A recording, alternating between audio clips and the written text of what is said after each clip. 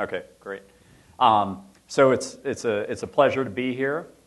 Thank you for attending tonight. As I always say, part of the reason I'm doing this is my grandfather taught here at UT for 35 years, and I always remember how fondly he spoke of UT. For me, it was not an option. It was, you're going to UT, and that's all there is to it.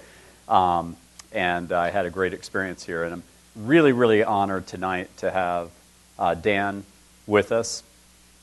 Dan is of course, the co-founder and one of the owners of BuildASign, which you guys have all heard of. He's won a lot of accolades, including Entrepreneur of the Year, CEO of the Year, most recently named one of Forbes' most promising companies in America. And I could go on and on in terms of the accolades. But maybe, Dan, first, thank you so much for being here. Thanks for having me. And maybe I could just start with, you've got 3 degrees from UT, philosophy, computer science, and then your last degree here was a JD in law. How do you go from a JD in law to BuildASign? And part of the reason I ask this is, in my experience with meeting with the students here, the aspiring student entrepreneurs, as well as people who are actively here starting businesses, they expect a more linear type of career path than the one that led you to BuildASign. I'm kind of curious how you went from law into that. Yeah, well, can you guys hear me okay? Having grown up dreaming of being in the sign print industry, that's what it takes these days, is 3 degrees to get into the sign industry. No, but really it was kind of through a series of failures that I ended up in BuildASign and starting BuildASign. When I was in law school, just to kind of earn some side money, I was doing web development projects with a couple of buddies of mine from high school for small businesses around town. And for the most part, was really trying to provide kind of consultative services to these businesses, helping show them how web technologies that are available could help enhance their business, either from a cost savings perspective or a revenue generation model. And BuildASign was a concept that we pitched to a local print company that we quoted $7,000 for, that was rejected, and one that we thought was a good idea. So that was sort and you of the quoted genesis $7,000 to actually sell them kind of. Yeah, the idea was we would create kind of a Photoshop-style tool that we could embed on their website that would allow them to You would customize. build this for them in your consulting firm. Right. And they turned it down, and we thought it was a great idea. So we built a prototype and tried to shop it around. The sign industry, the print industry is really fragmented. There was probably 150 in Austin alone, tens of thousands across the country. So we thought it'd be easy to find somebody to buy it from us, and we took it door to door and got those doors slammed in our face every single place we took it, which we chose not to believe was just a result of being bad salespeople. But we ended up launching it ourselves, and it took off. It gained traction, started to get revenue, and we began scrambling to figure out how to get the stuff produced, considering we all either had a job or I was still in school, in law school here at UT, and trying to scramble to find outsource vendors and things like that. So it was really, we tried everything we could to stay out of the print business, but ended up getting just drug in due to failure of the industry to recognize what we had, and the success that we started to see when we began to test the idea for ourselves. Well, Larry and Sergey would have stayed in and got their PhD if Yahoo would have just paid $1 million to buy their search technology. I know. So it's really just a case of opportunity identification from your consulting firm. Yeah, it was. And really just seeing that the industry was kind of antiquated and not going to catch up to the modern age, so you needed to do it yourself. Yeah, one of the cool things about doing the web development stuff was we got to play with and see a lot of different business models. And we had 3 or 4 rejected ideas that we were pursuing on the side that we thought were good ideas. Right. And we kind of had all of those going in parallel. And BuildASign was the one that really started to do well and take off and get ahead. So that's cool. Actually, my first business was a consulting firm, and led me to my second and third. Yep. Yeah. So in terms of growing BuildASign, why do you think it took off so fast? It's so hard to reach customers as a B2C business. And I know that you've got a real B2B angle too. But Yeah. but I mean, it's a very fragmented market, and what was it? Was it just like SEO genius, or Yeah. Google AdWords genius, or what were what were the elements that really got it to just skyrocket like it has? Yeah, it was. It very much is like a B2C business, even though our customers are businesses. Right. Our average order value is like $80, and it's pretty one-off in terms of the order pattern. But it was what you're describing, and it was a lot of SEM, a lot of pay-per-click AdWords to begin with. And it took us a while to figure out how to do that. I would never have used the word genius to describe our capabilities in the pay-per-click model. But we started out, the way we actually got into the business was we were trying to prove out to the sign shops that we were trying to sell the software to that they could use this product to get revenue, because we were having a really hard time selling it from the perspective of cutting costs. That was our original pitch: was you could fire all your graphic design people, you don't have to have a receptionist anymore, and that wasn't really going over well.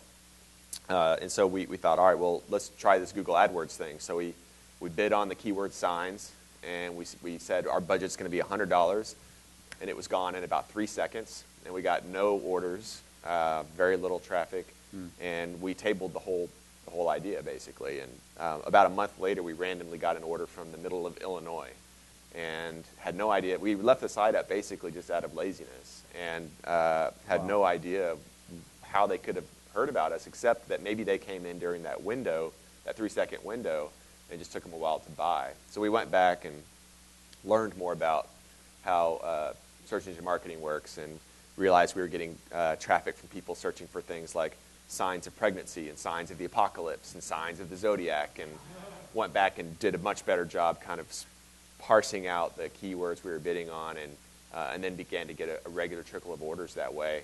And because it was such a untapped market in the search engine marketing space, just started to gain traction very, very quickly that way. And that was how we kind of got off the ground.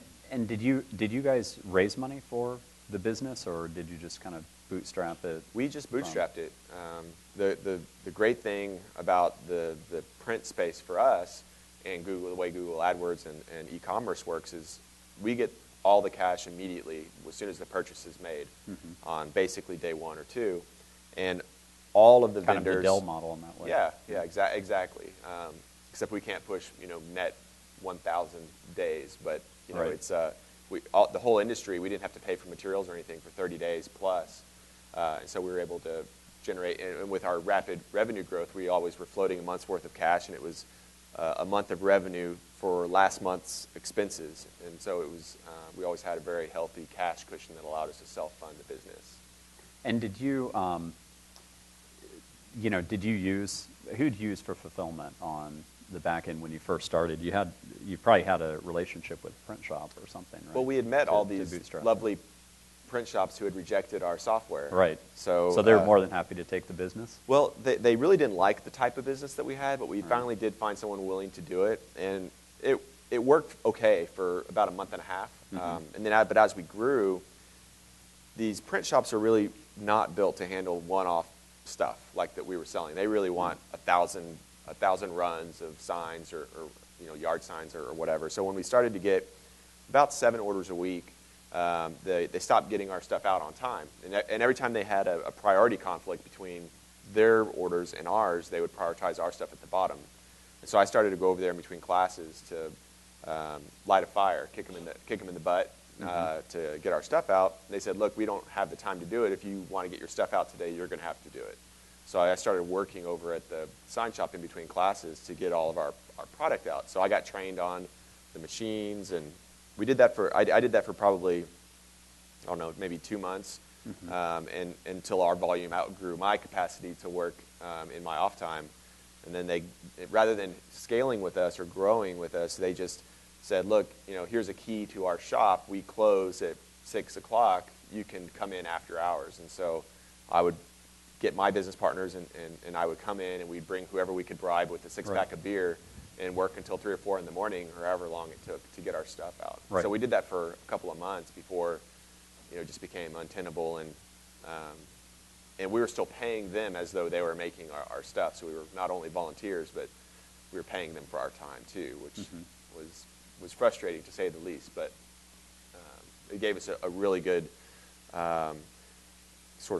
it gave us a lot of confidence in the volume that we had in order to justify going and buying equipment and kind of moving into our own printing facility there right at the beginning of 2006. Right.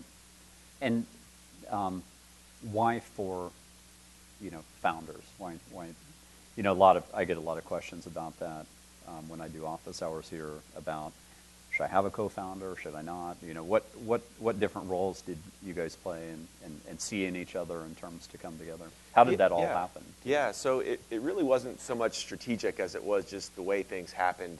I mentioned we kind of had all these businesses kind of running on the side, and so it was, none of them were making any money, and we were all kind of in it together trying to get stuff to work. So it was basically the employee group of this web company that we had. And so we were all there kind of helping get these ideas off the ground. And so it really just made sense to divide the equity up on any of sort of the ideas that spun out of that. And because we didn't go through a fundraising process and none of us knew what we were doing, we didn't really have advisors or anybody to say, it may not be the best choice. Right. So we ended up with 4, and when we started the company, we had very segmented roles. Someone who's doing all the coding, someone who's doing all the UX and graphic design, someone who's doing all the customer service and boxing, where that was a packaged deal, and then I was doing all the accounting and production work. Got it. But you had all of those represented because of the consulting firm, because to essentially you need to sell the work, deliver the work. It was everybody from our website company just dropped into the sign company. Right. In terms of UT being a force for you, because you did get 3 degrees from here, how did UT help you in terms of setting up this business and did you meet one of your co-founders here? So one of my co-founders I met through a friend that I was in law school with, and I currently employ several people that I went to school with and developed strong relationships with. One of my undergraduate degrees, computer science, was the only reason I got into the business to begin with on the website, but then also how we were able to code all of BuildASign.com initially was we didn't hire programmers, we did it ourselves, and certainly that was because of the training that I had here at UT. Law school provided me the time and the government funding to live while not making any money on the business, so that was crucial.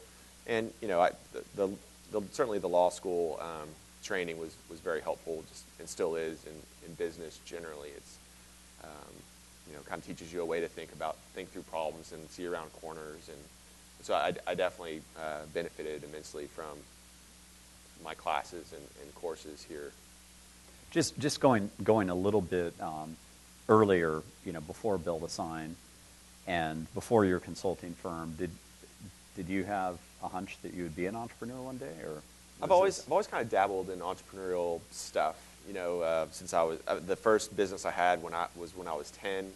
I did magic tricks door to door, and I would do the trick for free. But then if you wanted to know how I did it, you had to pay me. Oh, really? Yeah, that's cool. And kind of what were your rates?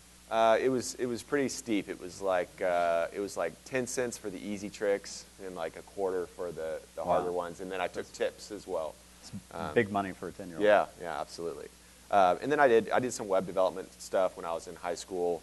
I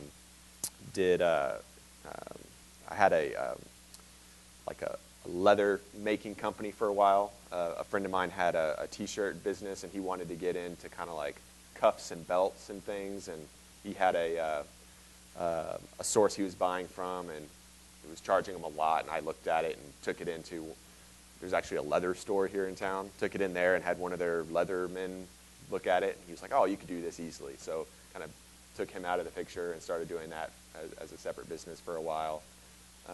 Not good margins in leather, by the way.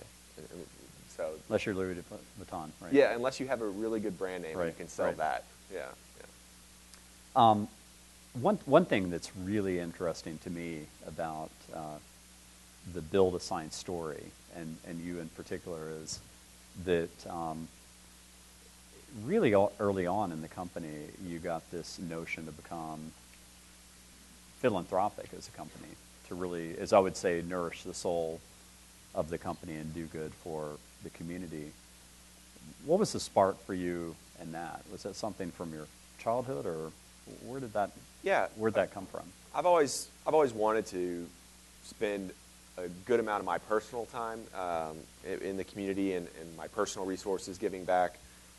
It was interesting starting, but I always kind of thought of that as sort of a separate thing from business. But when we began the company, immediately we got requests constantly from nonprofits, our banners, our signs for golf tournaments or galas or races or what, trade shows. Nonprofits buy our stuff all the time, T-shirts, and so we got requests. Hey, do you have a nonprofit discount? Hey, I've got this thing. Can you sponsor it? And we wanted, and that gave us an opportunity, a very kind of in-our-face opportunity to give back. And so we early on began setting aside a certain amount of money every quarter to donate in product. And we were so much lower priced than anywhere else you could buy it. Felt like we were really making an impact. The challenge is that as word got around that we were giving stuff away for free, the demand grew. We wanted to meet it. We had a really hard time saying, we're going to pick this cause over that cause. And so I would go back every quarter to my partners and ask for more money for this pool. And as the pool grew, the requests grew, the yeses started coming back slower and slower. So we decided to try to come up with a way to make it a self-sustaining program. So we hired a part-time intern for 6 months, gave her 6 months, and said, here, we have this concept. We have all this demand from the nonprofit community. Let's create a tiered sponsorship model where really large nonprofits like Susan G. Komen, Livestrong, Ronald McDonald House, who have large media budgets, let's charge them something. We can give them a heavy discount, but let's still charge them something. And then 100% of the profit we make from those sales will funnel back and keep it in the giving program to subsidize small nonprofits who can't afford to pay for anything. And that turned out to be just a wild success. And so that program is self-sustaining now, and it's grown. We have like 8 full-time people just focused on philanthropy. And the really cool thing that it's done is it creates this very large pool of money that we have to give away, sort of under the rules of our giving program. And we also just don't write checks. So as a result of that, every check we write has to be leveraged in some way, hopefully in 2 or 3 different ways. We've created a lot of really interesting programs, philanthropic programs that have generated a lot of attention for the company, a lot of great culture for the business and for the team that we have from a recruiting, retention perspective, and obviously done a lot of good as well. You mind if we talk about one of those programs? Oh, yeah. So I'm interested in the Troops program, and then since we're in Austin, the band banners. Yeah. So the Troops program started in 2008, and it really started, honestly, as sort of just like a PR stunt. We were looking for like a press release to do. Banners were really cheap for us to produce. One of our executives had a sister who was an Air Force pilot, and she was coming home, and so he wanted to get a welcome home banner for his sister. And so we thought that was a good idea, and so we kind of leaked it to a few blogs and said, like military spouse blogs, and we said, look, we're going to give away welcome home banners to families of returning military, and we're going to give away 10,000. And we just kind of threw out a big number. And just had no idea how well connected that community was. We had all 10,000 claimed within a week and a half. Wow. And, just watching the daily order numbers, it was like 10, 40, 180, 560, as it kind of spread. I'm trying to calculate the PR value for this as we go. It's awesome. Well, it's awesome. And so the challenge was we actually had no way to actually make any of that. And so we were scrambling. We started outsourcing because we didn't bother to change any of the language on our site because we didn't think it was actually going to be successful.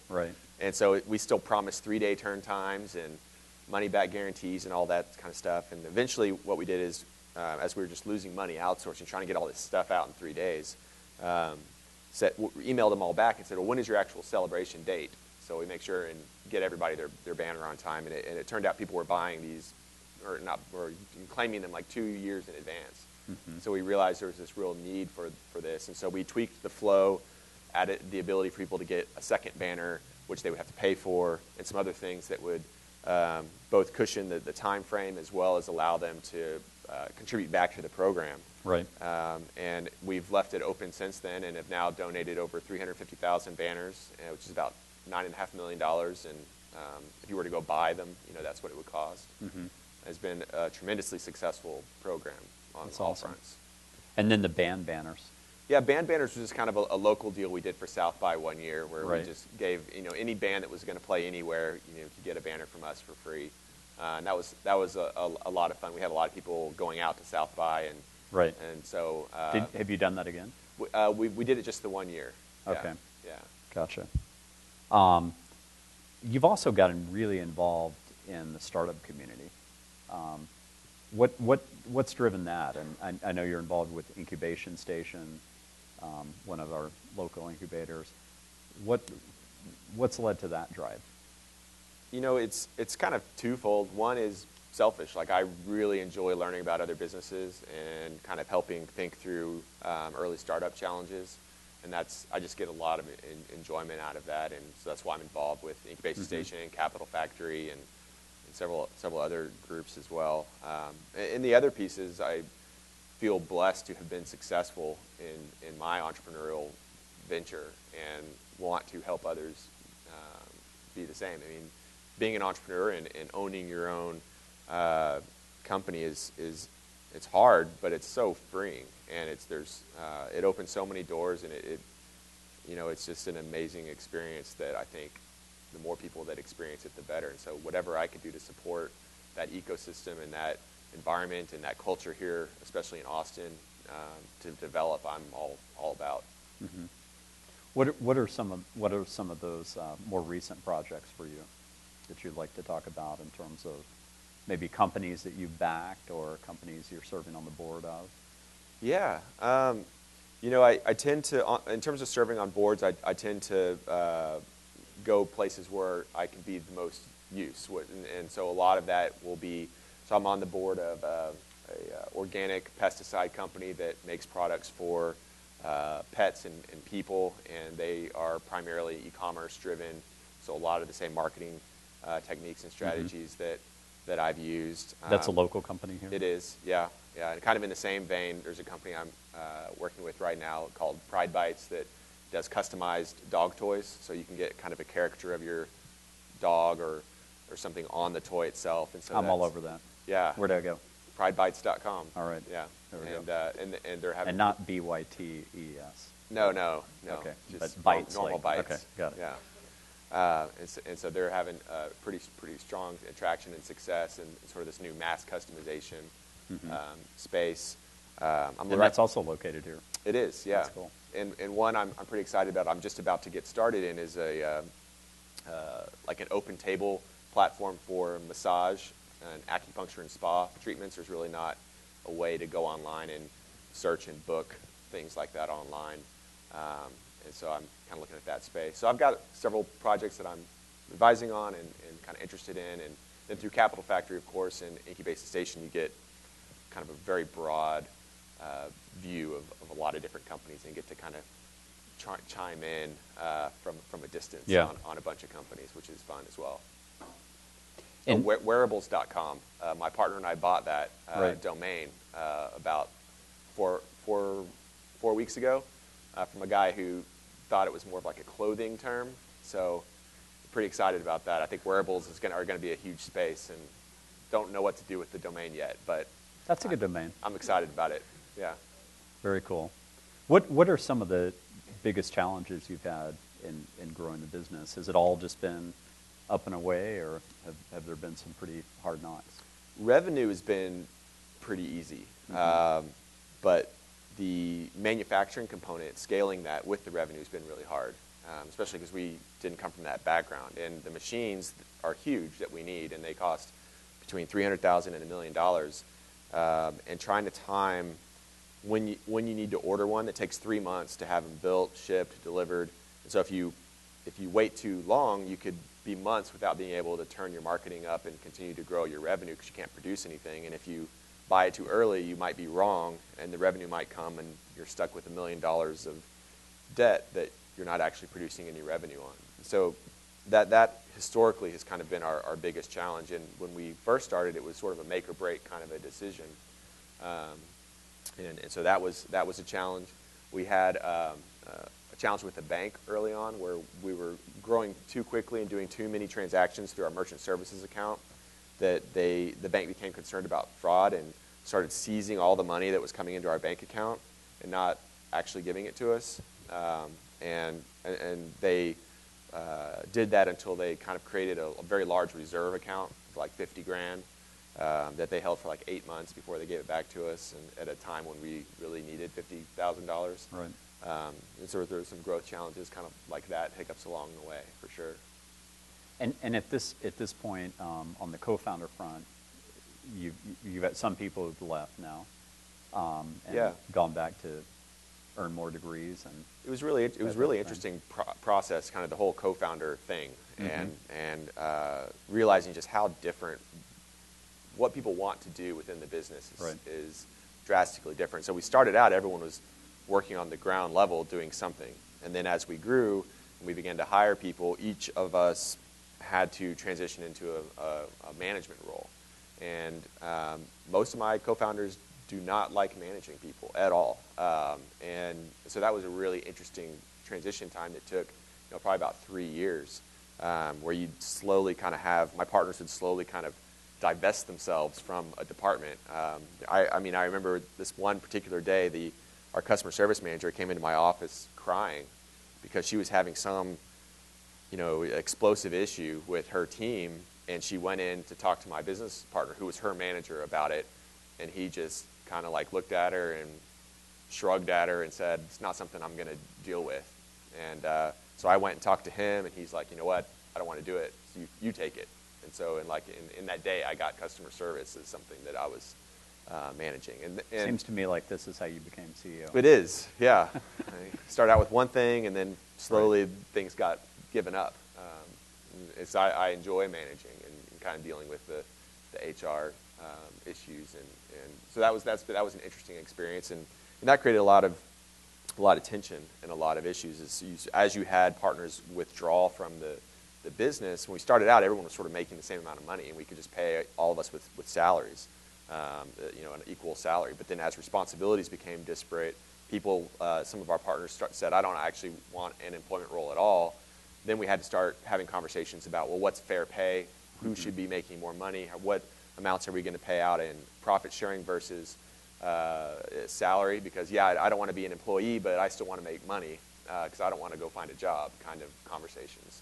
Right. And so, and ultimately, one of the partners who was in that withdrawing from employment decision decided that the voting or fickle nature of those profit-sharing decisions were, not reliable enough for him and his family that he was starting, and so he asked to be bought out. So we bought him out 3 years ago, and then of the 3 of us that are left, 2 of us are actively involved in the business, are actually employees, and then the third is semi-retired and getting a PhD at UT in bioinformatics, trying to cure cancer. So that's noble cause. Yeah. Second most noble next to science. So right. Yeah. Well, I was going to say the same thing. Yeah. Well, it kind of goes without saying. Right. In terms of just the culture of BuildASign, you guys have won a lot of Best Place to Work awards. How would you describe the culture and how that's evolved? It's a really interesting question because we have this broad range of role at the company. We have everything from a software developer who wears flip-flops and shorts and has a mohawk and thinks he should have a chair that costs $1,000 to production line workers who are hammering signs out every day in a warehouse, and then, of course, customer service and accounting and all of those groups as well. So trying to, and the manufacturing is across the street in a different building. Right. They've got, and then even within that group, they've got 3 different shifts throughout the day.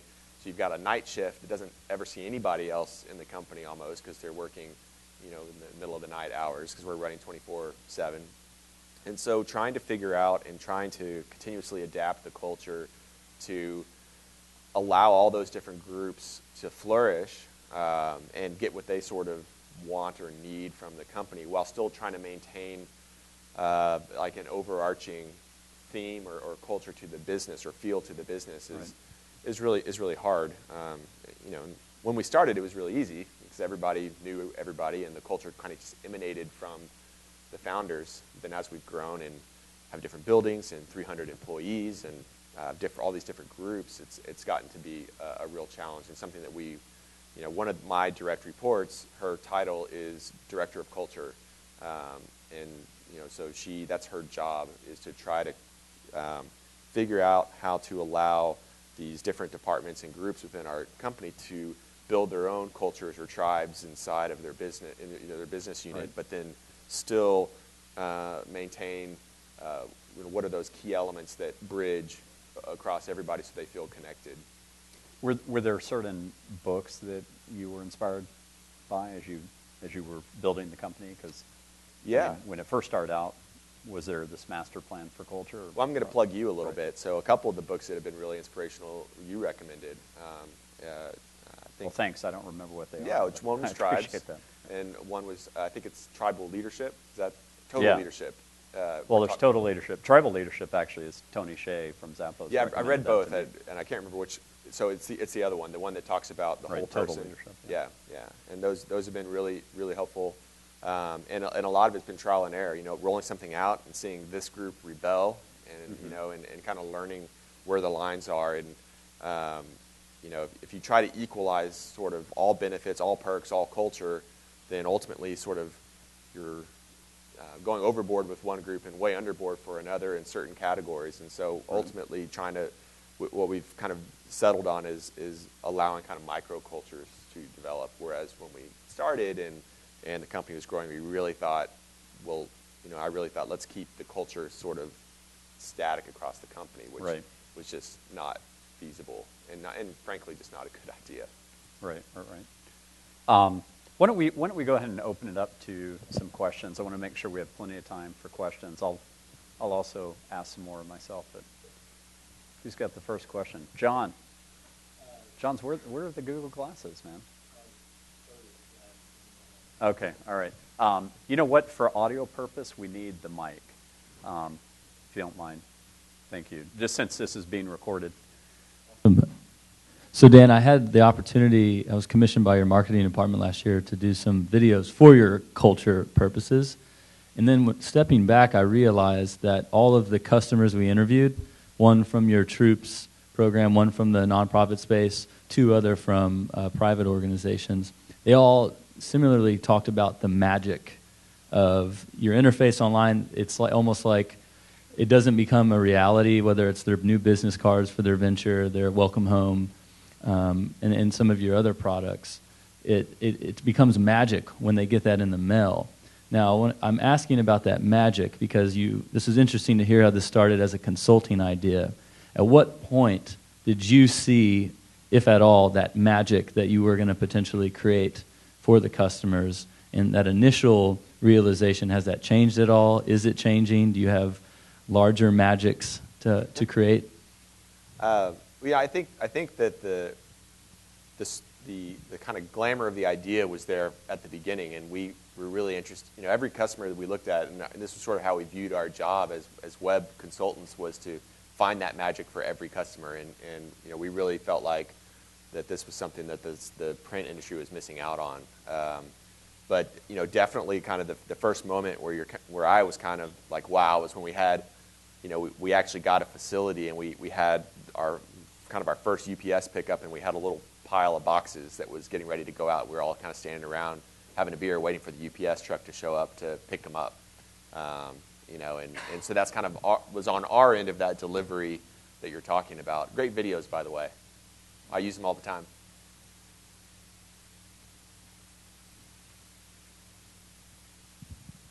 I was just wondering what your long-term vision for your business is, or if there's an exit that you think you want to take and maybe pursue something else later on.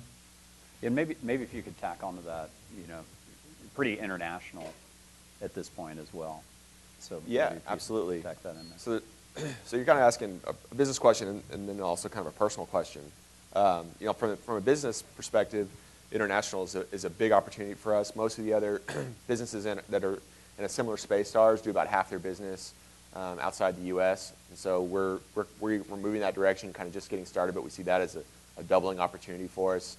We also are continuing to expand our product line into a lot of other print categories, things like coffee mugs and kind of tchotchke space, pens, golf balls, as well as more home decor products. One of our fastest growing categories is home decor, where we sell canvases.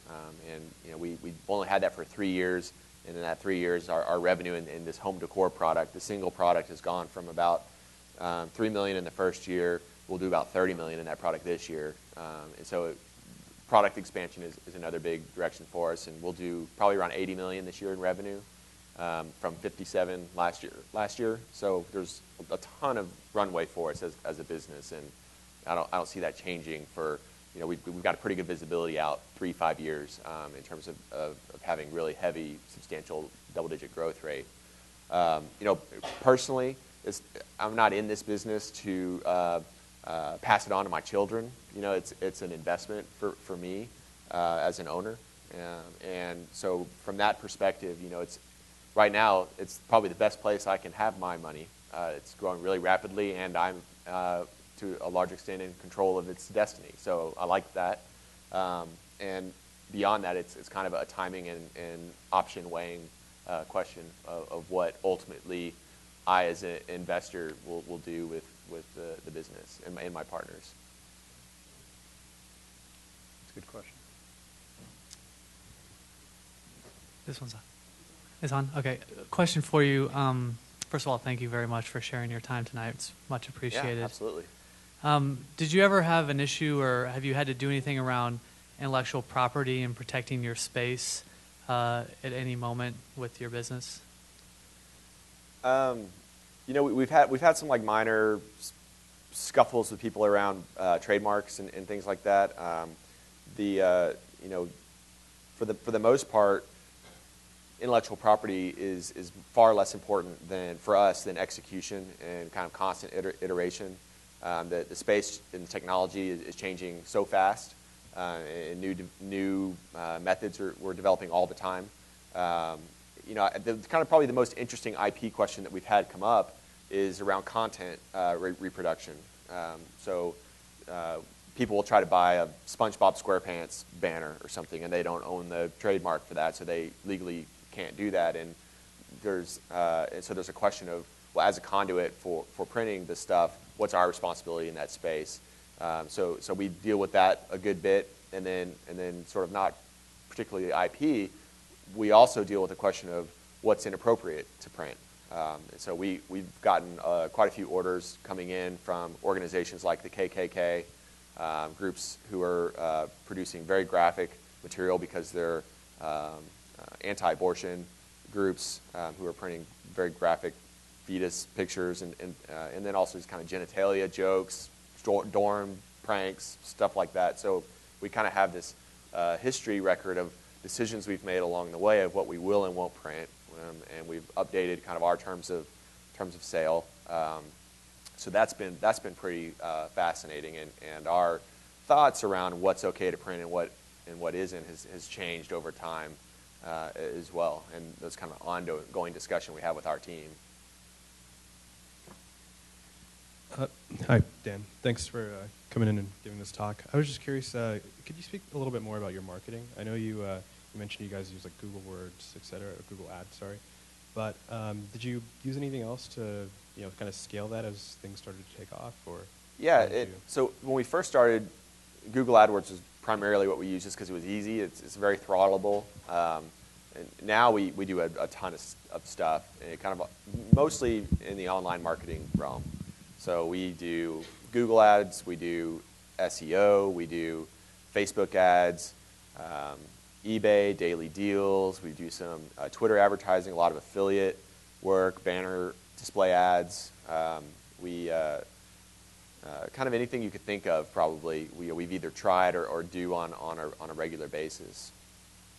We have full teams that focus on that stuff. Yeah.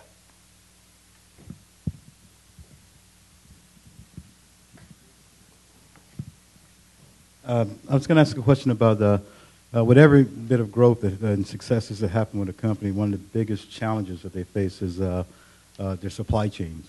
Have you experienced any challenges with your supply chain, and if so, how did you overcome those? Yeah, the challenges have changed. When we started, we were ordering one piece of aluminum at a time, kind of a thing, and so at the beginning it involved some lying.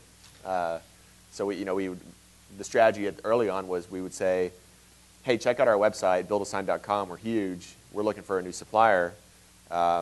We'd love to talk to you about it. And we get their interest, and they'd be highly interested. We get their price. We'd say, we've got this volume. What's your price rate?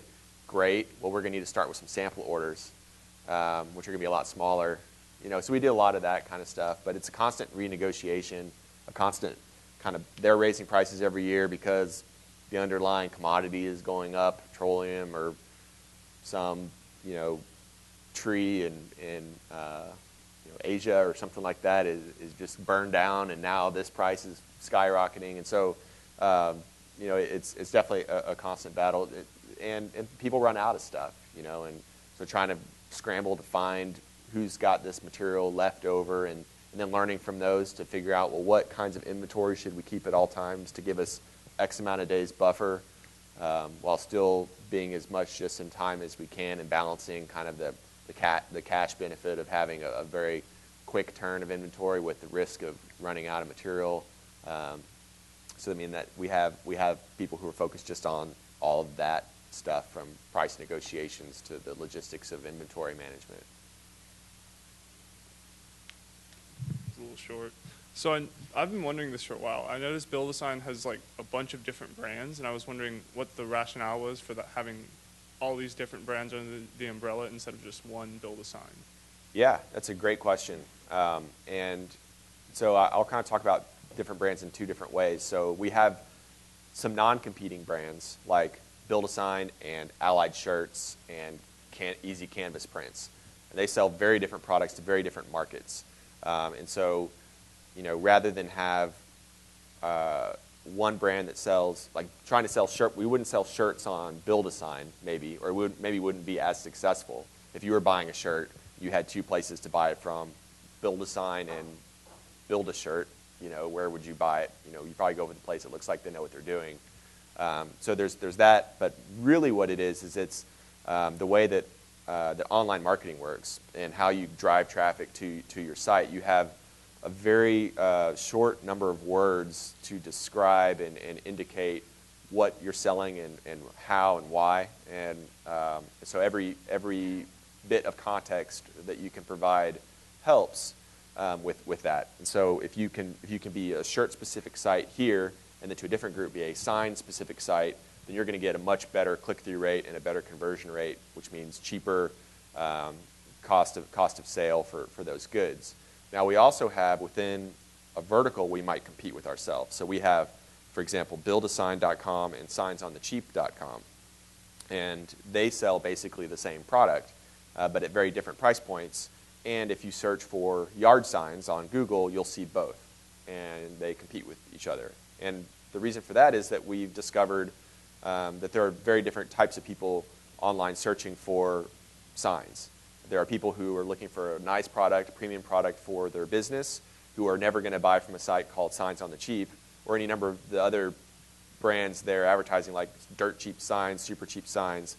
They'll buy from more of a premium site. But then there are also people who are just basically, you see like AustinSingles.net signs, or work from home and earn $200,000 a year, or lose X pounds in 5 days, or political signs, or basically people who are kind of littering the road, and they don't care. So they want the cheapest piece of crap sign they can find.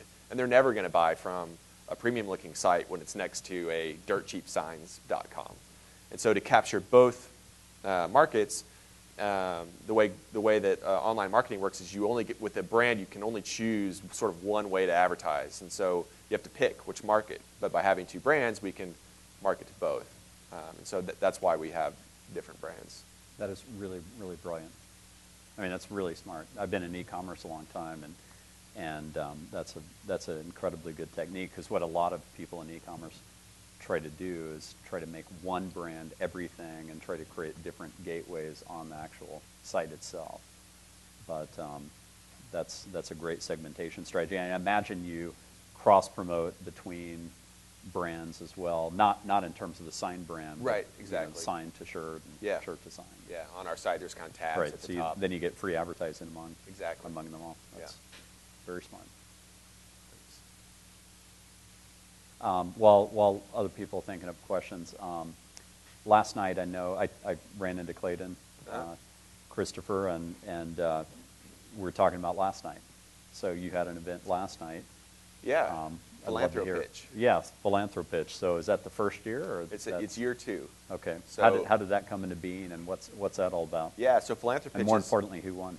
Yeah, absolutely. So Philanthropy is a fast pitch, kind of Shark Tank style event for nonprofits that we created out of our giving program last year. So I mentioned that we have all this cash, but we have this kind of rule that we're not just going to write a check to a nonprofit without leveraging it. And so last year we thought it'd be fun to have a fast pitch for nonprofits. So we said we're going to put up $15,000, and we went and got judges from around the community to come and hear the pitches and ask tough questions.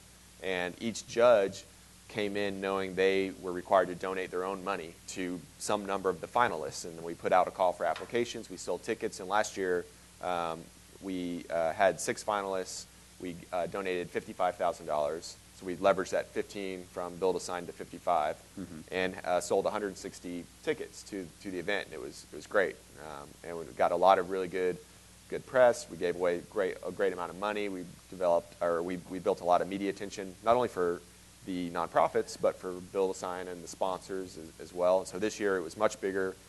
We sold out at 400 tickets, and we donated $125,000 to the finalists as well. And in addition to that, we partnered with a local nonprofit to put 5 of the finalists through an accelerator, kind of incubator program similar to Capital Factory Incubation Station or Techstars or something like that on the other side. And so the winner, I guess, would be the nonprofit that got the most money out of the 125 pool, and that was Easter Seals of Central Texas. And the cool thing about the event, and it didn't start out with this being the intention, is that it has, in the 2 years, has transformed into almost like a business case competition. So if a nonprofit comes in and says, it costs us $100 a week to feed a homeless person, and we want to feed more homeless people, so we're asking you for $20,000, they'd get nothing. And really, it's the nonprofits who have some kind of scalable or sustainable model that they're pitching. It's like a business, basically, and they're the ones that are getting awarded all the money. So Easter Seals they help the disabled who can't get jobs because they've got a mental issue or something. They help them find work. Right. And so they are developing a micro business that does lawn care, and they kind of premium lawn care services. And they've done a pilot program and have had a huge amount of success. And they were looking basically for some seed capital to funnel in to grow this program. And the idea being that the money that they make from it is going to go to pay for all their other programs and resources that they provide for the disabled. So it's really cool. So they walked away with $55,000 out of that 125. Very cool.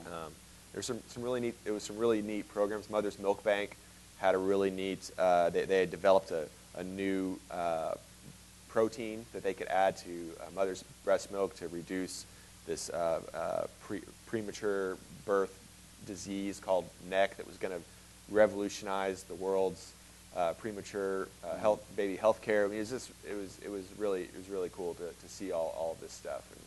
And Clayton was one of the judges. And yeah, he told me he loved it. Yeah. It's very, very cool. Do you have another question? You said that the obvious problem once you are a web design company that goes into manufacturing, how do you find someone with the right skills to do the manufacturing, even though you didn't have the money to pay them like a proper wage to design it? Or like, how do you go through the process of finding that person? Yeah, we didn't find that person. So through our midnight free labor trial, we learned how to make the stuff. And it's not, sign making, it's not as glamorous as it sounds. It's, it's pretty straightforward. And the innovations that we brought were really more from the technical side. So we had these machines that were built to do large runs, and we were trying to send small runs through it. So it made it very inefficient, which is why the sign industry doesn't like doing them. And we wrote, being developers, we wrote kind of a technology layer that transformed the orders as they came in into files that the printer machines looked at and thought were large run orders, when in fact they weren't. They were kind of one-offs. And so a lot of the kind of manufacturing improvements and things that we made kind of came more from the technology side. The actual physical manufacturing process is not complex.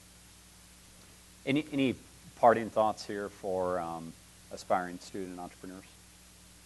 I would say... What do you wish you had known? Yeah, absolutely. And this is especially hard, I've found, for students, is to network, to get out and meet people and spend a significant amount of time finding informal, formal mentors, finding people who are doing or have done or have thought about doing what you're doing. Never eat lunch alone.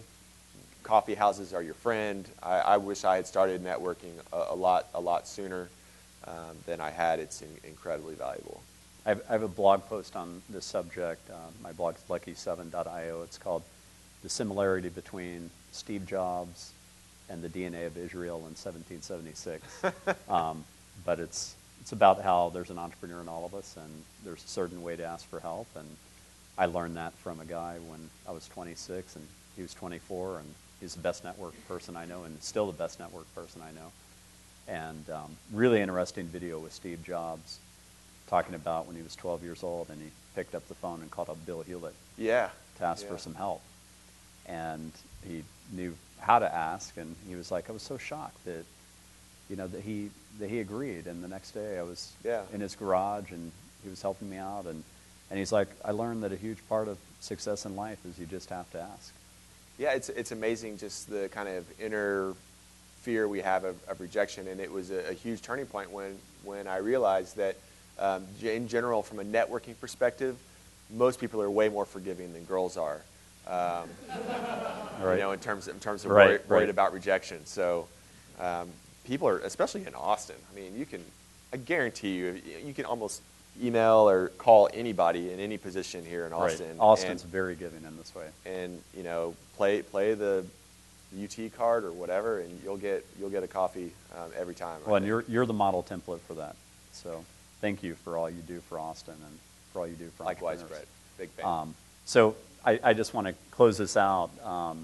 This is actually my last interview of my time here as entrepreneur in residence at McCombs. I just want to say to all you guys, it's been a huge, huge honor. I've been incredibly inspired by the students I've met, the entrepreneurs I've met. There's an amazing amount of energy on campus. There's entrepreneurial clubs everywhere. You've got Longhorn startup competitions all over the place, demo days, and it's really, really awesome. It's so much better than when I was a student here, and I think UT has a very bright future, and I think the future in general is very bright because of all of you. So I want to thank you for the privilege for being in this, to follow in my grandfather's footsteps and give back in a way that I thought I could do some real good for the community. And I won't be a stranger, though. You'll see me around campus speaking at different events and that type of thing. I'll always be plowing a lot of love into UT. So thank you so much, and thanks a bunch, man. Yeah, thanks, Appreciate Brett. it.